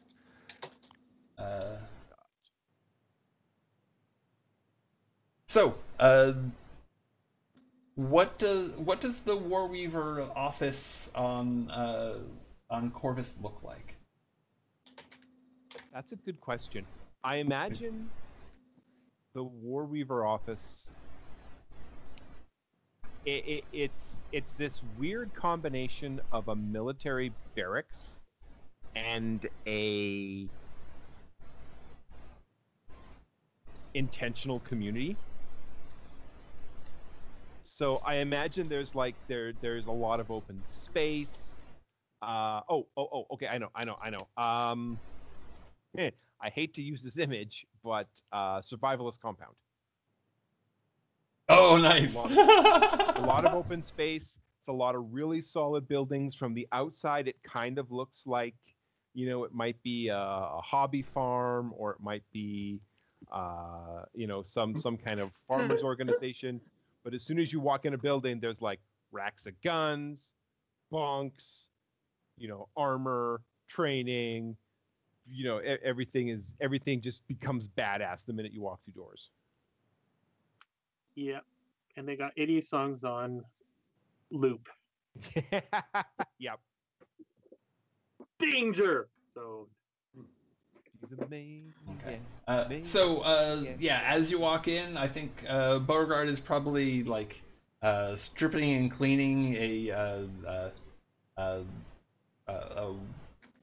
rifle of some sort. It may not be like a projectile rifle, but yeah, but it's in slow motion. it is a long arm. Yeah.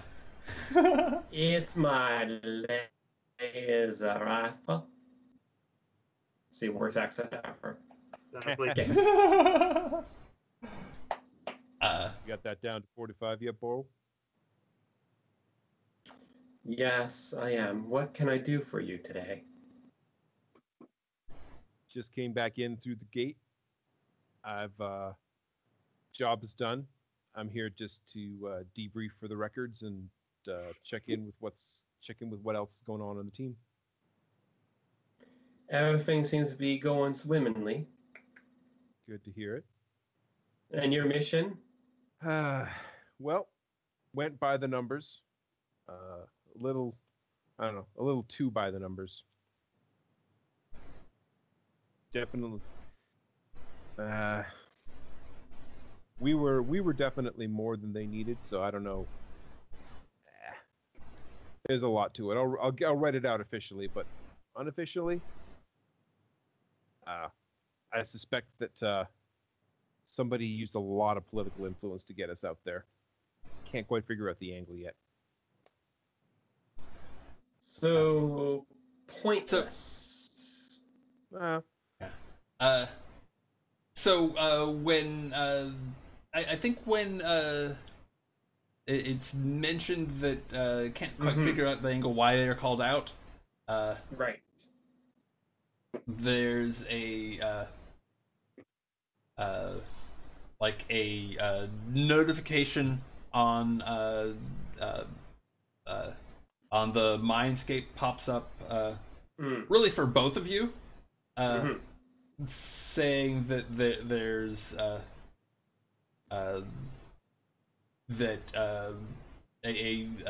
Warweaver who's posted over on Tathreen has noticed a incoming actually not incoming, what appears to be a starship that has landed on planet. Like it's not. It hasn't just landed. It's been there for some amount of time, but it's just noticed, and they're sending notice that it has been noticed. Ah. Interesting. Any markings on it? Can we tell who it's from? Well, Well. let's see. Do I? Sorry, I'm not doing much here. No, it's That's fine.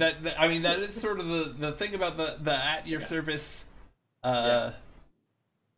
move is that it creates a very it creates a character has some has some traits, but it's not your character. So yeah, it's not your main character. So it gives you a chance to like do stuff, but it's a little hard. Yeah. And well, also for later too. It's like it's not something for absolutely current, right? So Sure. builds a character for later use as well. I feel. Absolutely. Yeah, exactly. Okay.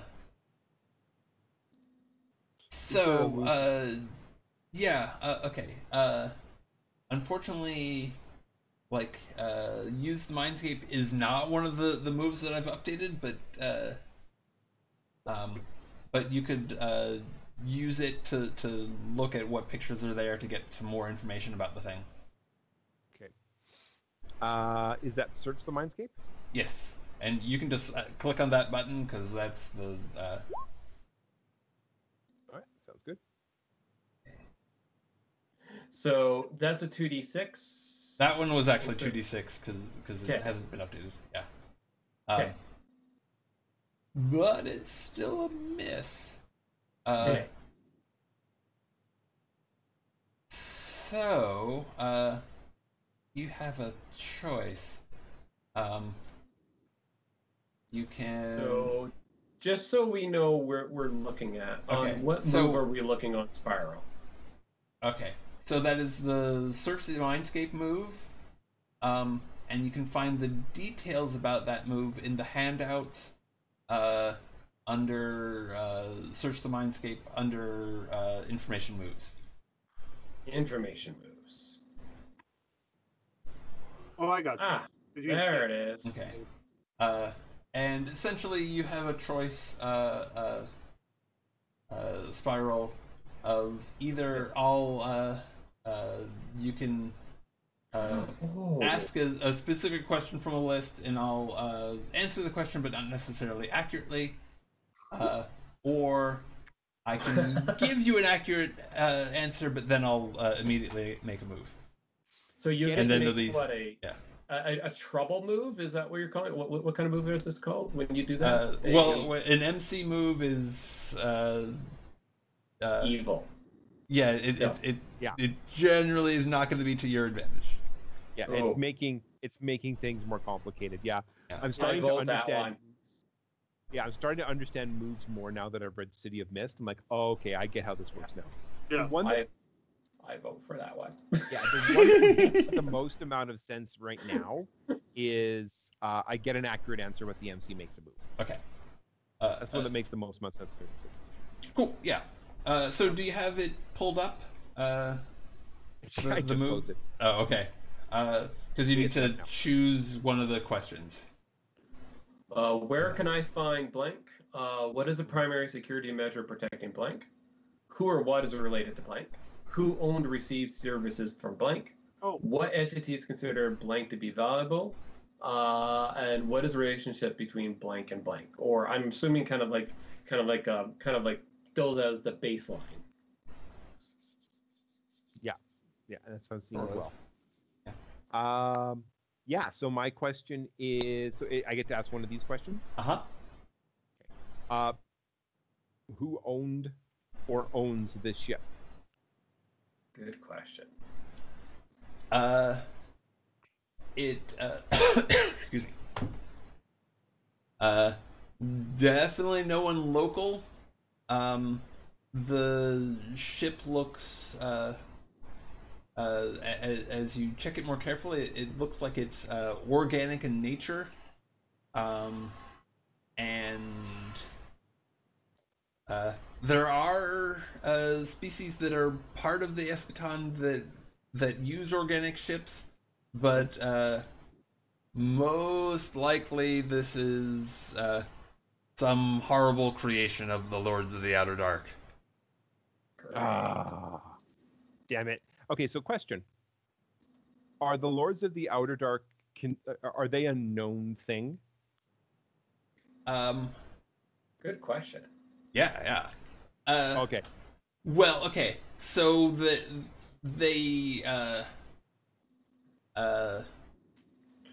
it's known that they are not like they are not homogenous. There's like a bunch of different ones with different influences, sort of like Cthulhu is not best friends with Hastur. Nobody likes the King in Yellow. Nobody invites him to parties. Yeah. Yeah, he always ruins the jokes. But as to the specific attributes of any one of them, no, it's kind of they're generally considered to be contact with them is generally considered to be infectious. That is it. Depending on the specific one, that may or may not be accurate, but the higher ups in the Eschaton tend to like burn out the infection first, ask questions later. Yeah. Makes sense. Well, I don't know about that.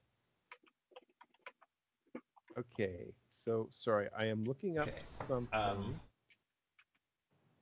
And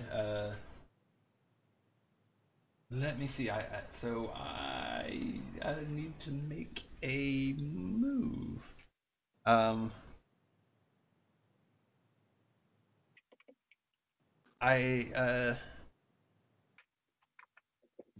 So for the MC moves, do you have a list of things you're allowed to do to us, or is it theater of mind? There is a list of MC moves to choose from. Sweetness. And one of the MC principles is that you don't actually name what move you're doing. You just kind of say what happens. Sounds good. Yeah.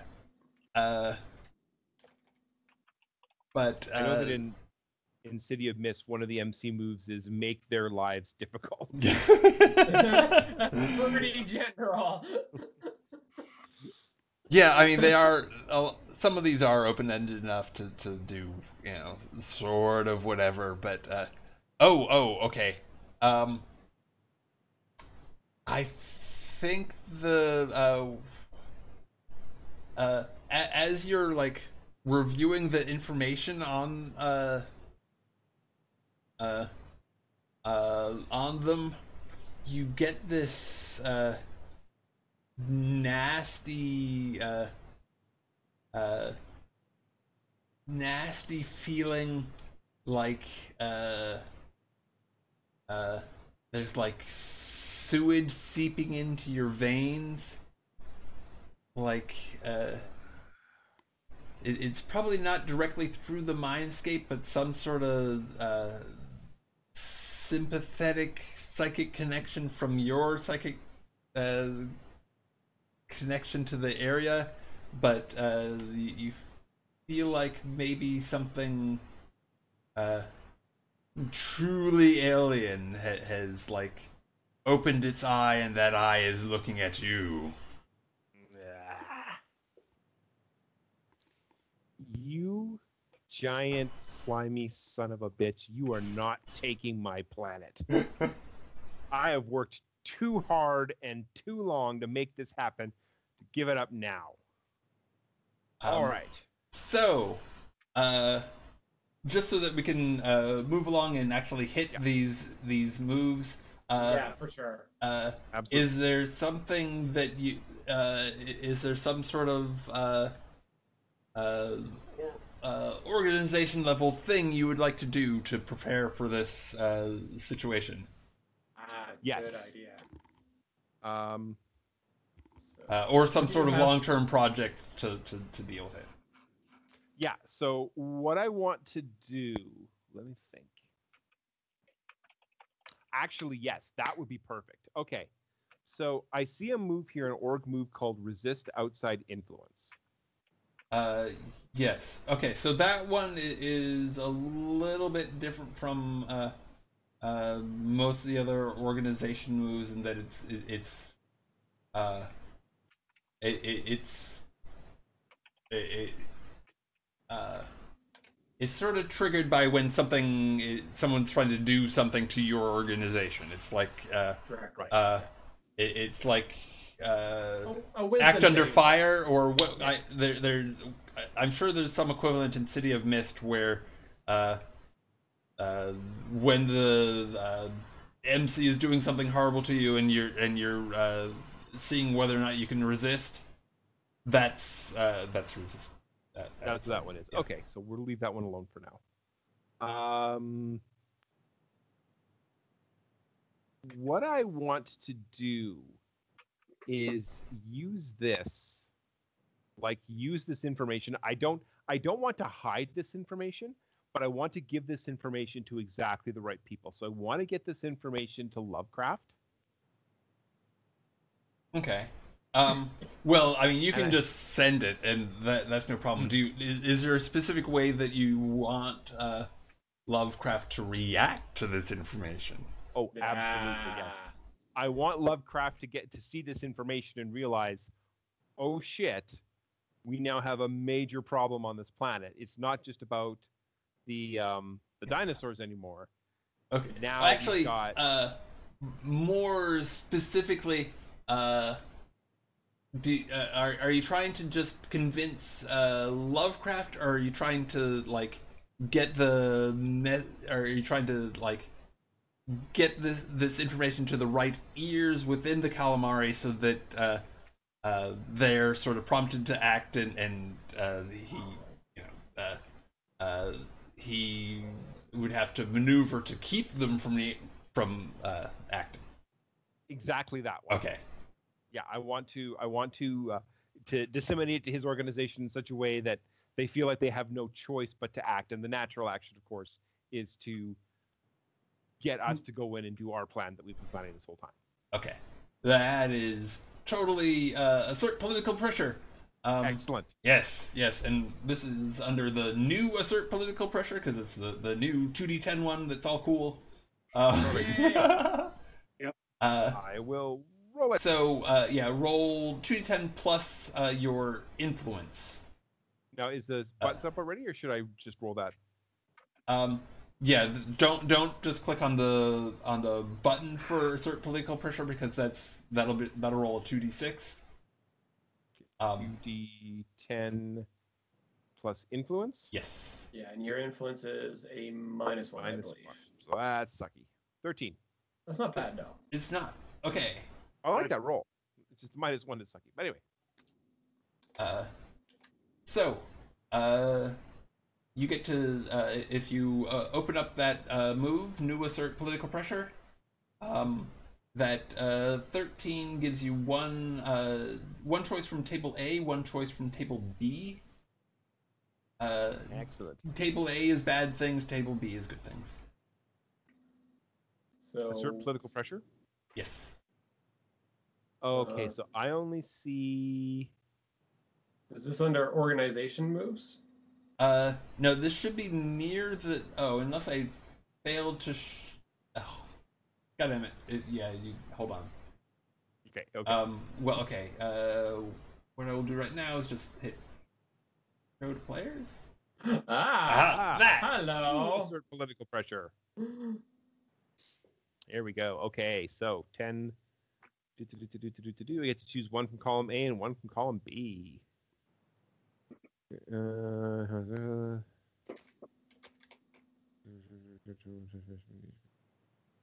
So I'm choosing a good thing and a bad thing. Yep.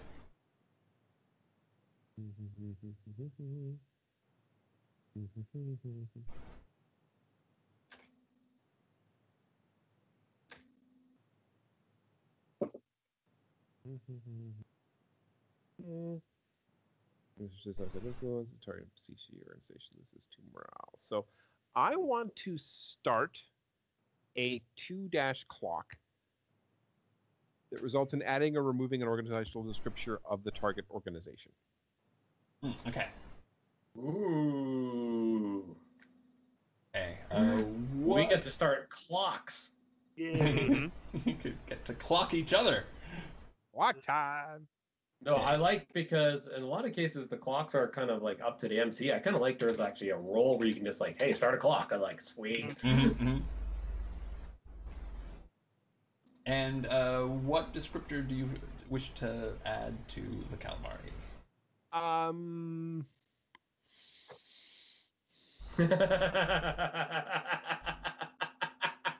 So Is this a many one-word choices. descriptor? I know, right? Is this a one-word descriptor? Is there a list of descriptors? There is a list of descriptors.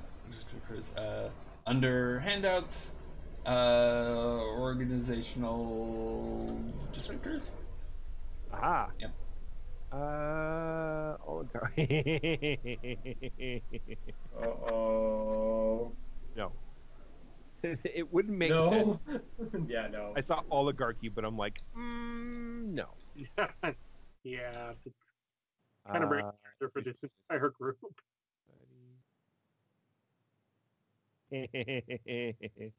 Do we have Anarcho Syndicate? There's anarchism and syndicalist.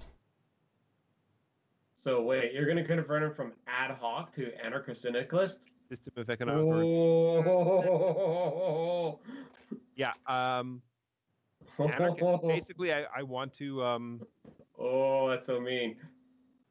I want to add a bit of my anarchy to them. Okay. Calamari anarchism. In the hopes that this will make it easier to work together to stop this threat to our way of life. And Okay. from column A. From column B. You attract. I'm going to say you attract unwanted attention. A faction that wasn't engaged with yours makes a move against you. Oh, okay. That makes sense. Okay. Well, you already had unwanted attention. I had a feeling that might be the case. Well, you wanted to try out that resist outside influence move, right? I did. Oh my. Okay. So I think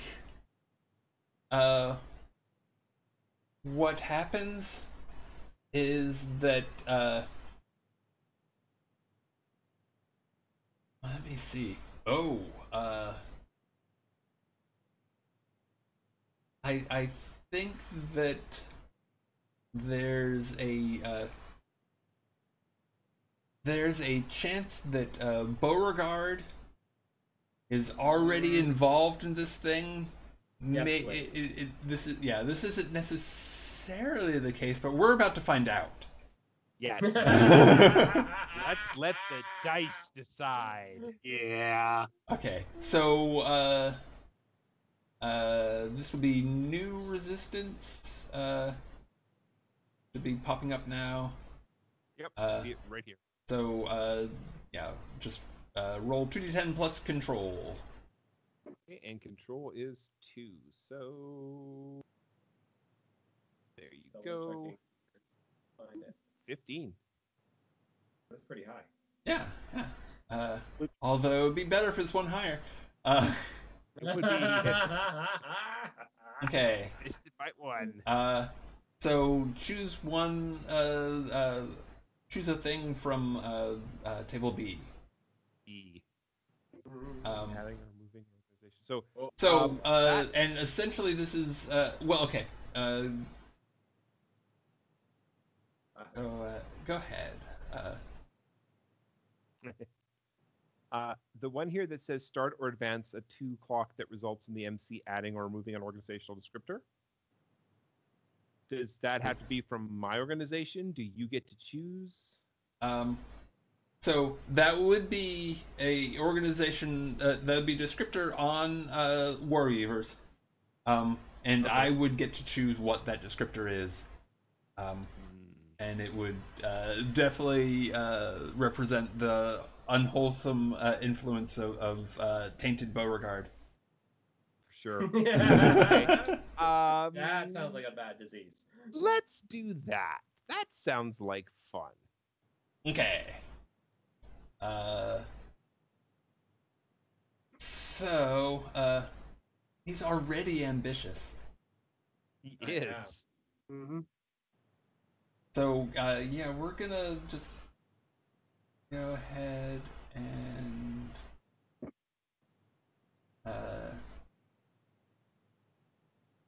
make this clock There's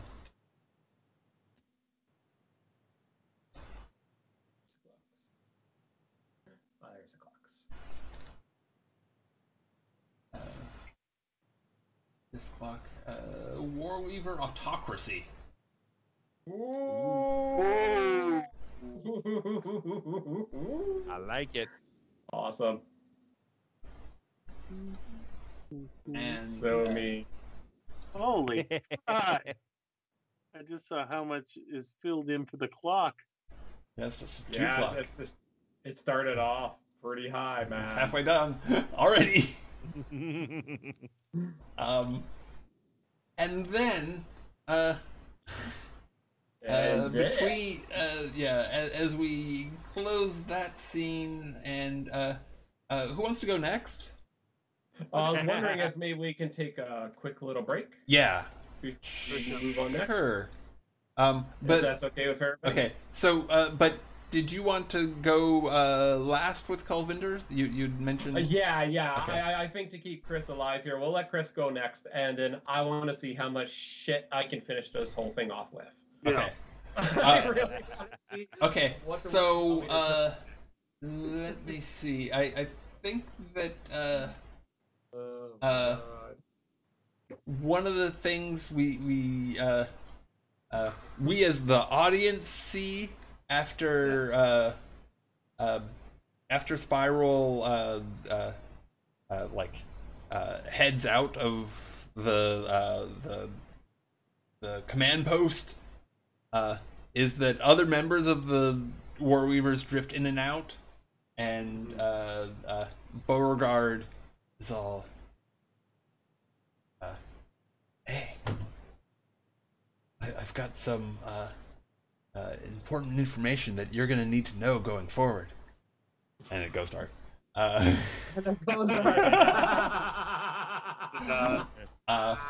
But also happening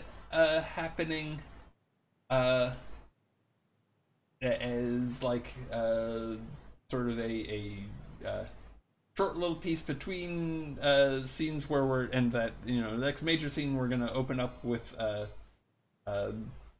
Lovecraft. I'm sorry.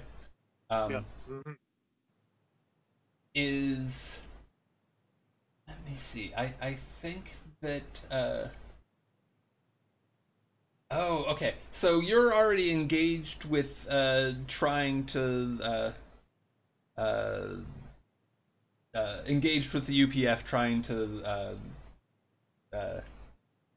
to tamp down their excesses, and so the UPF, they're sort of like are they like the mirror version of the United Planets? Or they even twin towers of freedom and capitalism. Oh, okay. They're the ones that come out, seek out new planets and civilizations, and increase their product margins in the process, Okay. while providing freedom. So imagine there's this old TV series called Trip in the Rift that had something called the Confederation, which were basically a parody of the Federation. They're like that. And they also have sentient dogs, as proven by the last episode. Oh, yes. And in fact, that's where I'm going to try to create a wedge between the two by showing the dogs how they've actually been treated unfairly in the walks of life. Not enough walkies.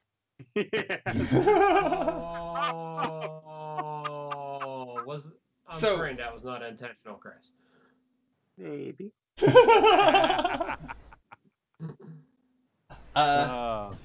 So,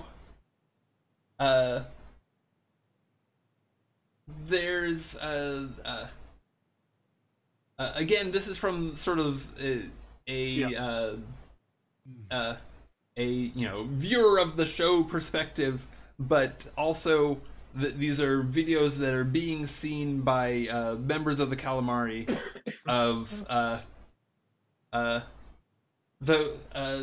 bunch of those dogs, fully sentient now, but running through the streets in small packs, just starving, just skin and bones. Oh no! Even though it'd be so easy to feed everybody. I mean, it'd be no problem at all. No. But, apparently these dogs haven't paid, so they don't get to eat. Such barbarians! Yes. Barbarians, I tell you! And there's just this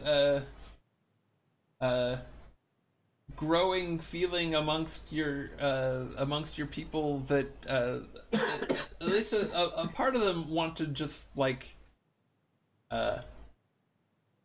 go, just kind of do their own, deal with this situation in their own way.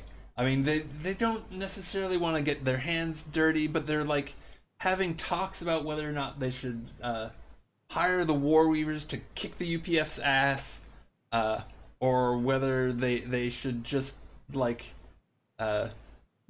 go down with and spread around a bunch of cornucopia machines. But they're on the edge of doing something, whether or not you do anything in your first scene. If you don't do anything in your first scene about this, at the end of that scene, they're gonna go do something. That's fair. So, but before we deal with that, let's take a short break. And those watching, I can't actually tell. Because the program that I normally would use to monitor that decided not to work today. There are some tech problems today. Yeah. Okay. So please, if you're there, please hang out. We'll be back shortly. If you're watching this on YouTube's, or I may actually start steaming it soon, then please look for the second half, because there's cool stuff about, and I think it'll be fun. So Things are getting weird. yeah. God, I hope so. So be back soon.